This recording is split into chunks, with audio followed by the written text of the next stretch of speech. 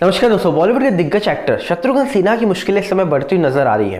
कहा जा रहा है कि उनकी पत्नी और उनके बेटे ने एक मरे हुए आदमी की जमीन को अपना बताने का दावा किया है और साथ में 83 फिल्म को लेकर क्यों उठ रही है बाइकॉट की मांगे इतनी तेज, क्या है असली वजह, क्यों हो रही है फिल्म बाइकॉट, बताएंगे इस वीडियो में। साथ ही साथ ये भी बताएंगे कि किस तरीके से उत्तर प्रदेश के कानपुर में एक बिजनेसमैन ने कारोबारी के यहाँ पर छापा मारता है और वो छापा मारने के बाद पता लगता है कि 177 करोड़ उसके घर से मिले हैं, जो कि कितने अच्छी तरीके से पैक करके रखे थे। अब सवाल यहां पर यह उठ रहा है, क्या ये चुनाव की तैयारी हो रही थी? क्योंकि यहां पर ऐसा दावा किया जा रहा है कि इनके कनेक्शन कहीं ना कहीं एक पार्टी के साथ और एक बड़े नेता के साथ बताए जा रहे हैं। पूरा मामला क्या है आपको डिटेल में बताते हैं। सबसे पहले आपको बताते हैं यहां पर शत्रुघ्न सिन्हा की मुश्किलें क्यों बढ़ती नजर आ रही हैं। ऐसा दावा किया जा रहा है कि बॉलीवुड के शॉटगन कहे जाने वाले शत्रुघ्न सिन्हा, जो एक मशहूर कलाकार हैं, उनकी मुश्किलें बढ़ रही हैं और वो मुश्किलों में फंसते नजर आ रहे हैं। दरअसल शत्रुघ्न सिन्हा की पत्नी पूनम सिन्हा और उनके बेटे कुश सिन्हा के खिलाफ एक शिकायत दर्ज करवाई गई है। ये शिकायत एक जमीन के मामले में दर्ज की गई है, जिसमें आरोप है कि शत्रुघ्न सिन्हा की जो पत्नी और उनके जो बेटे हैं वो कथित तौर पर मृतक आदमी के नाम पर फायदा उठाते हुए उस जमीन को अपना दिखाने की कोशिश की है। इसके बाद कहा जा रहा है कि रिपोर्ट ये बता रही है इस पूरे मामले में शत्रुघ्न सिन्हा की पत्नी पूनम सिन्हा और उनके बेटे कुश सिन्हा के खिलाफ शिकायत दर्ज कराई गई है। यह शिकायत हवेली तालुका के वगोली में एक हेक्टेयर की संपत्ति के संबंध में है। जमीन के मालिक संदीप दवादे हैं, जिन्होंने यह शिकायत दर्ज कराई है। मामला यह है कि संदीप दवादे के पिता गोरखनाथ दवादे ने जमीन के कागजात पूनम सिन्हा और कुश सिन्हा को 2002 में दिए थे। जब 2007 में गोरखनाथ दवादे का निधन हो गया तो पावर ऑफ अटॉर्नी जो थी वो गैर कानूनी हो गई और अब संदीप का कहना यह है कि वह और उनके भाई बहन संपत्ति के मालिक हैं। उनका कहना है कि पिता की मौत के बाद वही संपत्ति के हकदार हैं। इस बीच रिपोर्ट में पता चला है कि शत्रुघ्न सिन्हा के बेटे कुश सिन्हा ने इस जमीन को बेचने की कोशिश की। जब उन्होंने ऐसा करने की कोशिश की तब इस बात का खुलासा हुआ कि जमीन के असली मालिक गोरखनाथ दवादे तो मर चुके हैं। आरोप है कि शत्रुघ्न सिन्हा की फैमिली इस 60,000 सेक्टर फीट की प्रॉपर्टी को 2004 से इस्तेमाल कर रहे हैं।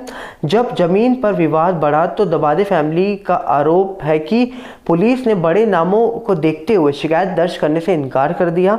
बाद में दवादे फैमिली ने पुलिस कंट्रोल रूम में कॉल किया, जिसके बाद सोमवार सुबह उनके पास एसपी और डीएसपी का कॉल आया और कॉल आने के बाद इन्होंने शिकायत दर्ज कराई। इसके बाद जो संदीप दवादे हैं, इन्होंने इस संबंध को लेकर एक लेटर ईडी को भी लिख दिया है। तो इस पूरे मामले में ऐसा दावा किया जा रहा है कि जो शत्रुघ्न सिन्हा है उनकी मुश्किलें कहीं ना कहीं बढ़ती हुई नजर आ रही हैं।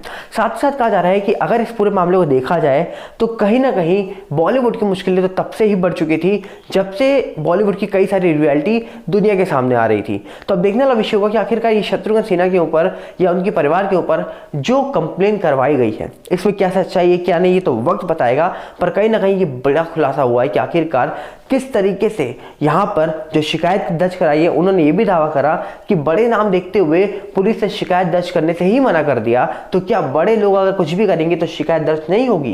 ये बहुत गंभीर मामला है।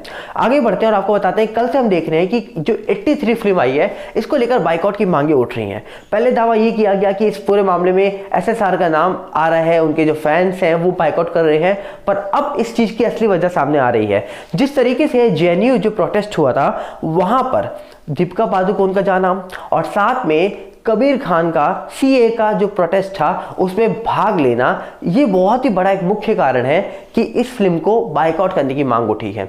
और जिस तरीके से एसएसआर मामले के बाद किसी ने भी अपना मुंह नहीं खोला और डिप्रेशन की थ्योरी रचना शुरू कर दिया, इसको लेकर भी एक असली बड़ी वजह मानी जा रही है कि इस फिल्म को बाइकआउट की मांग उठ रही है।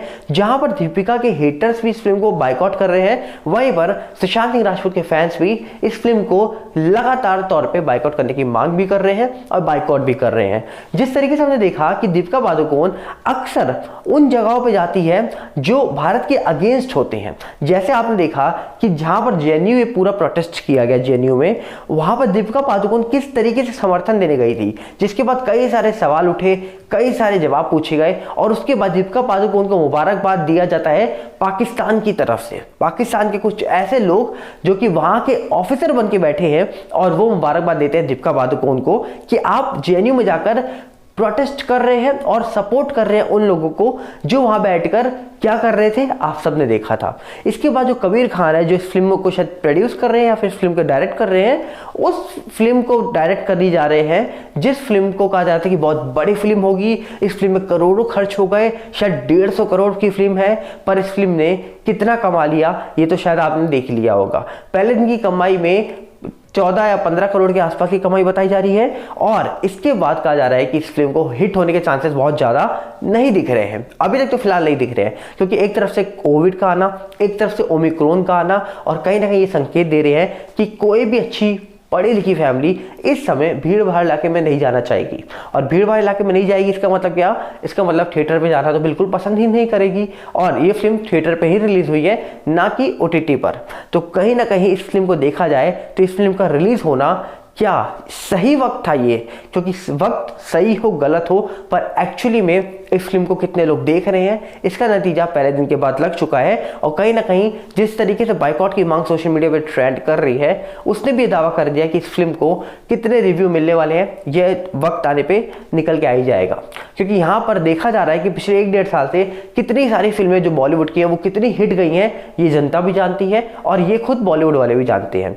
आगे बढ़ते हैं, आपको बता दिया जाए, जिस तरीके से कहते हैं कि पॉलिटिक्स में पैसा बहुत है, कोई कहता है पॉलिटिक्स में पैसा नहीं है, कोई कहता है पॉलिटिक्स में हम इसलिए ज्वाइन करेंगे कि हम समाज को सेवा प्रोवाइड करेंगे।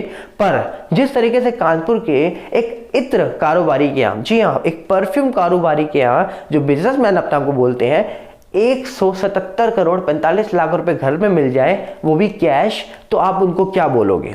और क्या ये उनकी ही खुद की कमाई है? क्योंकि कहा जा रहा है कि नवंबर में उन्होंने एक परफ्यूम लॉन्च करा, शायद समाजवादी परफ्यूम। वो परफ्यूम को लॉन्च करने पे मदद की गई किसके द्वारा? वो परफ्यूम लॉन्च किया जाता है जब समाजवादी पार्टी के खुद वहां पर मौजूद रहते हैं अध्यक्ष अखिलेश यादव के सामने वो परफ्यूम को लॉन्च किया जाता है। वो दिखाते हैं उस परफ्यूम को, किस तरीके से ये परफ्यूम 2022 में सबको सुगंध देगी। पर 2022 से छोड़िए, 2021 खत्म होने से पहले ही वो सुगंध खत्म होती हुई नजर आ रही है, क्योंकि कितनी गाड़ियां आई, कितने डब्बे आए उस कहा जा रहा है कि पैसे को ले जाने के लिए। और कहीं ना कहीं इस पूरे मामले में योगी सरकार ने जो एक्शन उठाया, और वो एक्शन जब उठाया उन्होंने कि IT की रेड मरवाई गई, और उसके बाद पता लगा कि एक्चुअली में टैक्स चोरी कौन कर रहा है। पनामा केस मामला होता है तो पूरा बच्चन परिवार फंस जाता है। पनामा केस मामला होता है तो टैक्स चोरी की जो बातें निकलती है उसमें ED ऐश्वर्या राय को समन कर देती है, और फिर वहां पर कहा जा रहा है कि महाराष्ट्र में बैठकर जो जया बच्चन है वो आती हैं और बहुत कुछ बोलती हैं, शराब तक देती हैं। पर अब जया बच्चन जी कुछ नहीं बोलेंगी। क्यों? क्योंकि अब ऐसा बोला जा रहा है कि समाजवादी पार्टी के जो अध्यक्ष हैं, जिनका नाम अखिलेश यादव है, वो ट्वीट करके कह रहे हैं कि हमारा कोई मतलब नहीं है इनसे।